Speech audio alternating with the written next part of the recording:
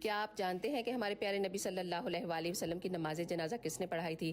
اگر نہیں پتا تو اس ویڈیو کو دھیان سے سنیے گا اور ایک دفعہ ضرور شیئر کیجیے گا۔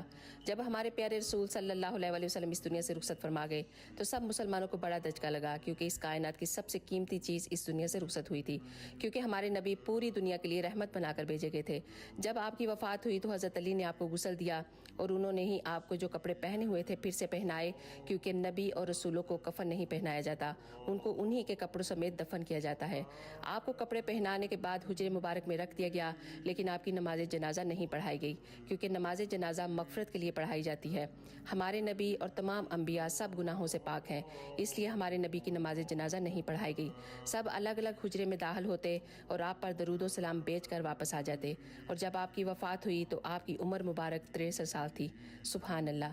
تو پلیز اس ویڈیو کو، اس انفارمیشن کو ضرور شیئر کر کے جائیے گا۔ جزاک اللہ خیر۔